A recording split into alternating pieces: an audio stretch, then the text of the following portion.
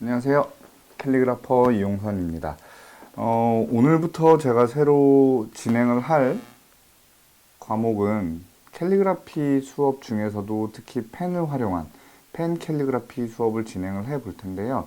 일단은 간단하게 준비물을 좀 소개를 해 드릴게요. 지금 저는 만년필을 준비를 했지만 만년필 종류는 시중에서 쉽게 구할 수 있는 이런 프레피 만년필도 괜찮고, 아니면 많이들 가지고 계시는 라미 만년필 또는 트리스비 에코 만년필 등 가지고 계신 어떠한 만년필이라도 충분히 사용 가능하니까요. 만년필에 대해서는 너무 크게 걱정하지 마시고, 사용할 펜의 종류는 만년필만 가능한 것은 아니에요. 지금 초반에 펜 캘리그라피의 기초를 하는 동안에는 만년필 외에도 볼펜, 그냥 평소에 사용하시던 볼펜이라든가 플러스펜 등 주변에서 내 책상 위에서 쉽게 구할 수 있는 펜을 선택하셔서 천천히 따라해 보시면 되겠습니다. 그리고 추후에 저희가 약 한 8강쯤에서 다루어 볼 예정이기는 한데요. 그때는 저희가 붓펜을 좀 써볼 거예요. 강약의 표현을 위해서 붓펜을 좀 사용해 볼 텐데, 붓펜을 사용할 때는 이렇게 많이 가지고 계시는 쿠레타케사의 붓펜 또는 제노 붓펜도 상관이 없습니다. 일단은 저희가 이 정도의 재료를 가지고 수업을 진행할 거라는 거를 미리 설명을 해 드리고, 첫 시간 수업을 바로 진행을 해 볼게요. 오늘은 저는 요 까만색 만년필을 가지고 진행을 한번 해 보겠습니다. 펜 종류가 됐다면 이제 글씨를 쓰셔야 되니까 이제 종이를 준비를 해 봐야 되겠죠. 그럼 두 가지가 있는데, 편안하게 쓰셔도 돼요. 아무거나.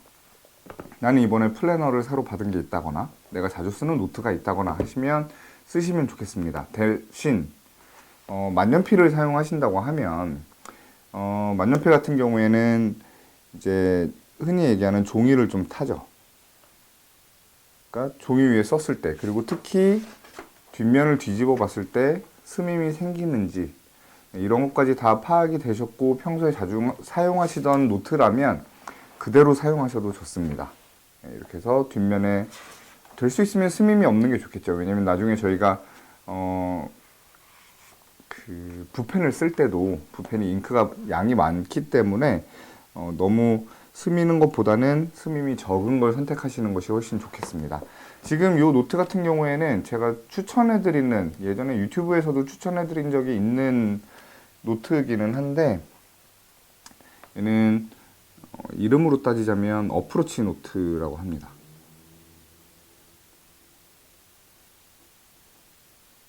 그리고 이렇게 두꺼운, 이렇게 양단본으로 되어 있는 두꺼운 애들은 프로 버전이고요. 그리고 지금 보시면 이제 라인이 그어져 있죠. 그래서 프로 라인 이렇게 되겠습니다. 보시면 어프로치 노트 프로 라인으로 되어 있고, 쿠팡이나 이런 곳에서 쉽게 구하실 수가 있으니까 원하신다면, 만년필을 또 사용하신다면 저 노트를 추천해 드립니다. 그리고 보시면 이제 나는 굳이 노트까지는 그렇고 그냥 A4 용지나 이면지 같은 게 너무 많으니까 그런 걸 쓰겠다 라고 하시면 이렇게 파일 처리 하나가 있으면 좋겠죠. 얘는 펜코라고 해서 되게 많이 사용하실 거예요 아마. 그리고 두꺼운 양이 철할 수가 있게 나와 있어서 제품 자체는 저는 충분히 쓸만하다고 생각을 합니다. 원하시면 이렇게 철을 쓰시면 되고, 이 노트 같은 경우에는 클레르 퐁텐이에요. 근데 클레르 퐁텐의 노트기는 한데, 사실은 이건 뭐냐면 여기 보시면 이렇게 쭉 구멍이 뚫려져 있죠. 바인더 속지입니다.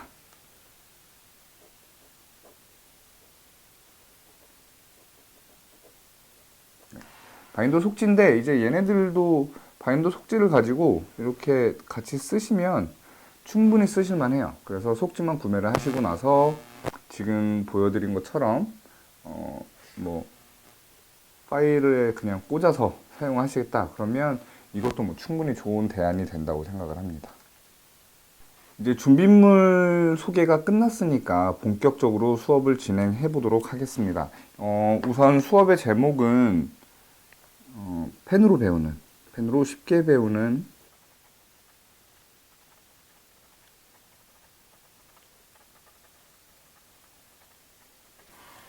그래서 펜으로 쉽게 배우는 캘리그라피라는 이름을 달고 저희가 수업을 진행을 해 볼 텐데요.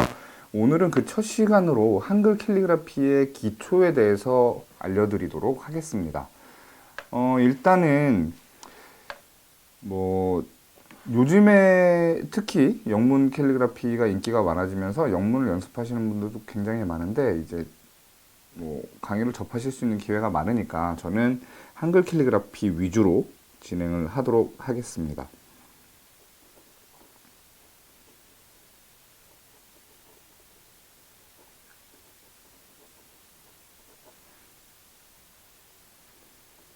오늘은 이제 기초 첫 시간, 기초 1번을 진행을 할 텐데 저희가 오늘은 뭘 다뤄볼 거냐면 간단한 몇 가지 팁을 드릴 거예요. 기역, 니은, 디귿, 기역, 그리고 티읕. 그리고 여기에 추가로 저희가 연관해서 해볼 만한 건 쌍기역이 있겠죠. 그리고 또 하나 디귿이 있었으니까 쌍디귿.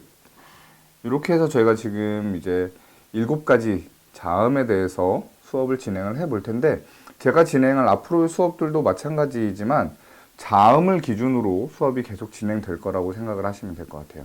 그래서 일단 같은 맥락에 있는 얘네들을 가지고 먼저 진행을 해 보도록 하겠습니다. 자, 왜 얘네들을 묶어놨냐 하면 지금 요 자음들을 잘 보시면 그 특징이 뭐가 있냐면 가로획과 세로획의 연결로 이루어져 있는 애들이에요. 디귿도 마찬가지로 가로획, 세로획, 다시 가로획이 이렇게 연결되어서 만들어져 있는 애들이고 더군다나 이제 키역이나 티읕 같은 경우에는 기역과 디귿의 가운데 획이 추가되어 있는 형태에 불과하죠. 그리고 쌍기역과 쌍디귿은 각각 기역과 디귿을 한 번씩 더 써준 형태를 갖고 있기 때문에 이 7가지는 한 맥락으로 보고 연습을 하셔도 충분히 좋은 형태의 글자를 만드실 수 있을 거라고 생각을 합니다. 자, 그러면 얘네들을 어떻게 잘 써야 되냐? 쉽게 얘기를 드리자면, 설명을 해드리면 얘네들은 어떻게 기준을 잡으시는 게 좋냐면 자음을 연습을 할 거지만 모음을 기준으로 생각을 해보시면 돼요. 근데 모음의 기준을 어떻게 나누느냐?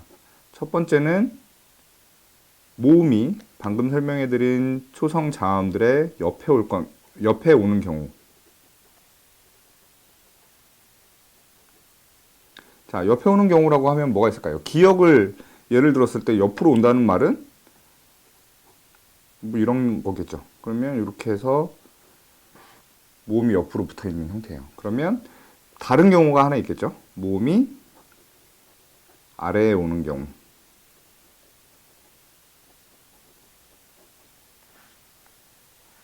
이게 카메라에서 잉크 색상이 잘 안 보이시는 것 같아서 지금보다는 조금 진한 색깔로 한번 바꿔보도록 하겠습니다. 자, 지금 이제 자음이 초성으로 나오면서 모음이 아래로 붙는 경우는 뭐가 있냐? 다른 걸 따져보면 이런 게 있겠죠. 그러면 자음이 이렇게 아래로 붙어 있는 형태를 갖게 됩니다. 왜 이렇게 나눠서 하냐면 요 느낌들에 따라서 이제 그 쓰는 형태가 조금 달라지기 때문이에요. 예를 들어서 옆으로 오는 경우에는 어떻게 모양을 만드실 때 조금 더 캘리그라피스럽다라는 말을 쓰는 모양이 나오냐면 가로보다 세로를 길게 써주는 형태로 쓴다고 생각을 하시면 돼요. 어떻게? 지금 예를 보여드린 것처럼. 그러면 얘는 가로보다 세로를 더 길게 쓰느냐? 그거는 아니지만 뭐 가로랑 세로가 거의 같은 길이가 되도록 오히려 길다고 쓴다면 가로를 길게 쓰지 세로를 길게 쓰지는 않는단 말이에요. 예를 들어 누자를 예를 들면 세로를 길게 쓰면 이렇게 된다는 얘기인데 이건 누가 봐도 부자연스럽죠. 물론 저는 이제 설명을 위해서 극단적인 예시를 보여드리기는 했습니다만 어찌 됐건 간에 초성으로 나오는 자음의 세로가 특히 모음이 아래에 따라 나오는데 세로를 길게 쓴다? 어색해질 수밖에 없는 형태가 되는 거예요. 그러니까 가로와 세로의 형태를 거의 같게 쓰는 경우. 그러면 아래에 오는 경우랑 비슷한 경우가 또 하나 있겠지만 여기 포함시키지 않은 건 이 자음들이 받침으로 오는 경우인데, 받침으로 오는 경우는 왜 포함시키지 않았냐? 꾸몄을 경우가 있기 때문이에요. 언제? 특히 얘네들이 받침으로 나오는 경우, 니은이 받침으로 온다. 그러면 자, 이렇게 쓴다 그러면 얘는 받침인데 가로가 길죠. 그러면 세로가 길 경우는 없냐? 그렇지가 않다는 얘기예요. 세로가 길게 꾸며지는 경우. 예를 들어서 자, 이렇게 하면 또 얘는 세로가 길게 쓰여졌단 말이에요. 그래서 받침은 요 두 가지에 포함시키지 않은 이유가 뭐냐면 받침으로 쓸 경우에는 그 꾸밈의 형태에 따라 쓰는 작가의 의도에 따라 어떤 식으로 표현하고자 하는 방식에 따라서 그 형태가 달라질 수 있기 때문에 저희가 이제 받침은 포함시키지 않고 요 위에 있는 두 경우를 가지고 연습을 한번 해 보도록 하겠습니다. 이건 되게 간단한 얘기예요. 모음이 옆으로 오는 경우와 아래에 오는 경우만 잘 신경을 쓰면서 그 길이를 어디를 더 길게 쓸 건지만 잘 체크해 보면 된단 말이죠. 그러면 디귿도 이게 되느냐? 디귿도 뭐 비슷해요. 대신 이렇게 열린 애들처럼 극단적으로 쓰기는 조금 어렵겠죠. 과감한 표현은 어렵다는 얘기예요. 예를 들어서 뭐뭐다 라고 했을 때 자, 이렇게 해서 충분히 세로가 조금 더 긴 느낌이 나게 쓸 수는 있단 말이에요. 대신 얘를 이거는 어디까지나 기본 형태일 뿐이지 얘를 꾸몄을 때 난 이렇게 쓰고 싶은데 라고 했다고 해서 얘를 틀리다고 할 수는 없다는 얘기입니다. 하지만 기본형은 가로가 세로보다는 그래도 조금 긴 형태를 띈다 라고 생각을 하시면 될 것 같아요. 그래서 연습해 보실 단어를 몇 개 써 드릴 테니까 그 단어들을 가지고 한번 천천히 연습을 해 보시기 바라겠습니다. 일단은 처음 5개의 자음에 대한 연습거리만 먼저 한번 써 드릴게요.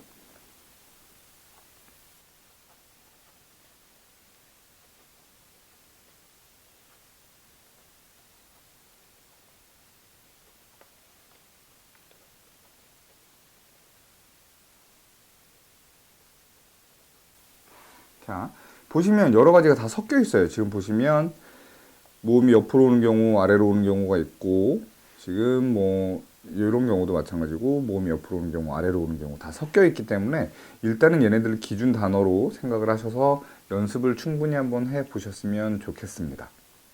그리고 이제 저희가 다루지 않은 게 남은 게 있죠. 바로 쌍자음, 쌍기역과 쌍디귿 요 두 가지인데 얘네들은 하나만 신경 써주시면 돼요. 어떻게? 지금 특히나 쌍기역이나 쌍디귿 같은 경우에는 겹쳐졌을 때 한 획처럼 보일 수 있는 게 있죠. 바로 가로획이 한 획으로 보일 수 있는 경우가 있단 말이에요. 언제? 기역을 이렇게 쓰고 거기에 너무 딱 달라붙여서 이렇게 썼을 때, 디귿을 쓰고 거기에 붙여서 써버렸을 때, 그러면 얘네들이 붙은 한 획처럼 보이는 경우가 생기니까 이걸 피하기 위해서 어떻게 쓰는 게 제일 쉬운 방법이다? 높낮이를 다르게 써주는 거예요. 예를 들어서 하나 여기다 썼으면 하나 조금 띄워서 이렇게 쓰면 높이가 달라지면서 두 자음 사이에 공간도 충분히 확보가 되고 모양도 잡을 수가 있겠죠. 쌍디귿도 마찬가지예요. 그래서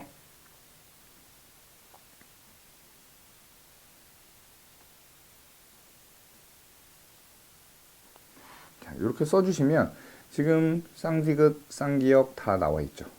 그리고 받침으로는 아까 연습하라고 알려드렸었던 티읕까지 나와 있기 때문에 이런 기본 형태들을 생각하시면서 연습을 충분히 해보시면 뭐 기초 연습을 위해서는 충분한 내용들이라고 생각을 합니다.